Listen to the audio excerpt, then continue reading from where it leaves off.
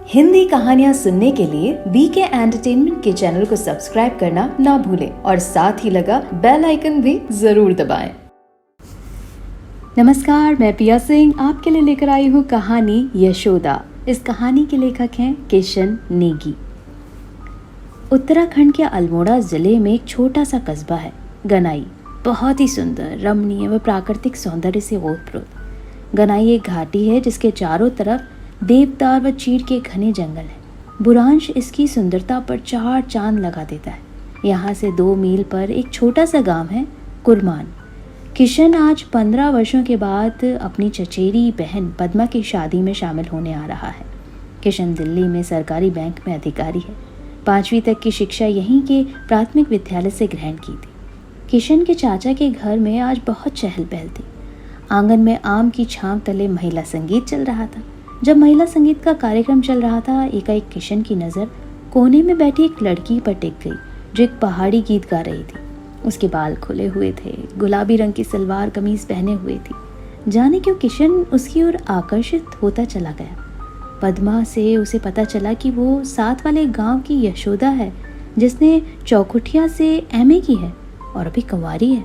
महिला संगीत खत्म होते ही पद्मा यशोदा को किशन के पास अकेला छोड़कर दूसरे कामों में लग गई। दोनों बाहर आंगन की दीवार पर आकर बैठ गए। किशन ने चुप्पी तोड़ते हुए कहा, मैं किशन, पद्मा मेरे चाचा की लड़की है। दिल्ली में सरकारी बैंक में अधिकारी हूँ।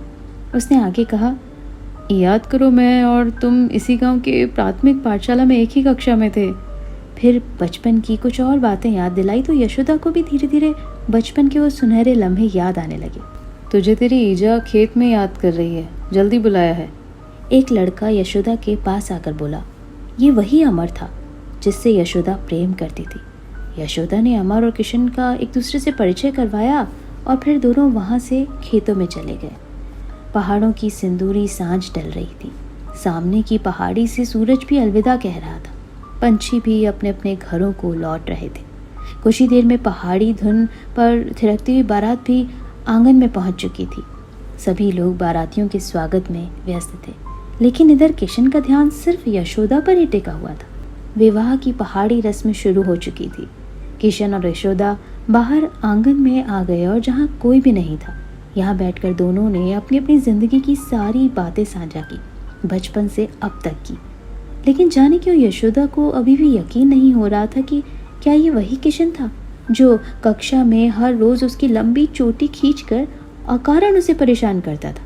यशोदा ने उसे बताया, अभी इसकी शादी नहीं हुई है, लेकिन इसी गांव का लड़का अमर और वो एक दूसरे से बहुत प्यार करते हैं। घर वालों को ऐसे वर की तलाश है जो दिल्ली में सरकारी नौकरी में हो। अमर चौखुटिया में सरकारी स्कूल में अध्यापक है। ये बातें सुनकर किशन की सांसें थम गई, परंतु कुछ बोला नहीं। बातें करते करते सुबह हो गई। बारात के विदा होने के बाद सभी रिश्तेदार भी जाने लगे। इधर किशन के चेहरे पर खामोशी व उदासी की रेखाएं साफ झलक रही थी। इतने में यशोदा उसके पास आकर बोली, अब मैं जा रही हूँ, पता नहीं फिर कब मुलाकात होगी भी या नहीं। किशन की आंखों से अनायास ही आंसू झरने लगे। उसके दिल में एक अजीब सी हलचल थी।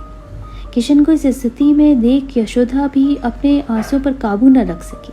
किशन ने बताया कि वो 1 हफ्ते की छुट्टी लेकर आया था, लेकिन अब लगता है उसे आज ही यहाँ से रवाना होना पड़ेगा। यशोदा ने किशन का हाथ थामकर कहा, हम कल प्रातः शिवालय में मिलते हैं। भगवान शिव के दर्शन भी हो जाएंगे और हमारी बातें भी। दूसरे दिन प्रातः दोनों शिवालय में मिले। भगवान शिव के दर्शन के बाद दोनों मंदिर के बाहर एक विशाल चट्टानी पत्थर पर बैठ गए। किशन यशोदा का बचपन का पाठशाला का साथी था, इसलिए उसके मन की स्थिति व उसके अंदर की हलचल को यशोदा समझ रही थी। किशन ने यशोदा का हाथ पकड़कर कहा, मैं तुम्हें अपना जीवन साथी बनाना चाहता हूँ, अगर तुम सहमत हो।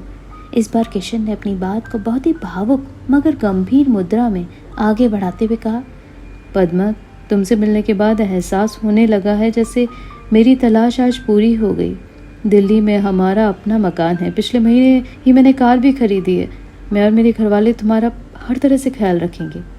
किशन की बातें सुनकर यशोदा का दिल भर आया था। आंखों से टपकते आंसुओं को पोंछते हुए यशोदा ने जवाब दिया, मुझे पूरा विश्वास है कि मैं तुम्हारे साथ खुश रहूंगी, लेकिन मैं क्या करूं? अमर क्या सोचेगा कि मैंने उसको धोखा दिया है? नहीं, मैं हरगिज़ ऐसा नहीं कर सकती। यशोदा को एकाएक जाने क्या हुआ कि किशन के कंधों पर सर रखकर फूट फूट कर रोने लगी। उधर मंदिर से घंटी की ध्वनि कानों में गूंजने लगी। शायद कोई भक्त दर्शन को आया था। अब किशन को पूरा यकीन हो चला था कि अमर और यशोदा एक दूसरे को बहुत चाहते हैं और उसको कोई हक नहीं है कि दो प्रेमियों के बीच में दीवार बनकर खड़ा हो जाए। आज किशन दिल्ली वापस जा रहा था। बस स्टैंड पर उसे यशोदा छोड़ने आई थी।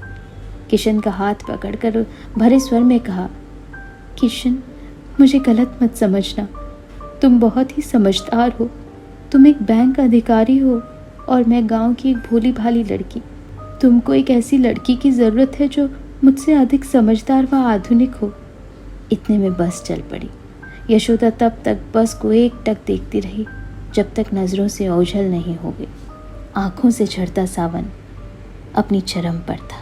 तो ये थी कहानी यशोदा, जिसे लिखने वाले लेखक हैं किशन नेगी। कहानी पसंद आई हो तो लाइक शेयर ज़रूर कीजिएगा और चैनल को सब्सक्राइब करना तो बिल्कुल भी मत भूलिएगा। बने रहिएगा आप अपनी पिया सिंह नेगी के साथ। Thank you.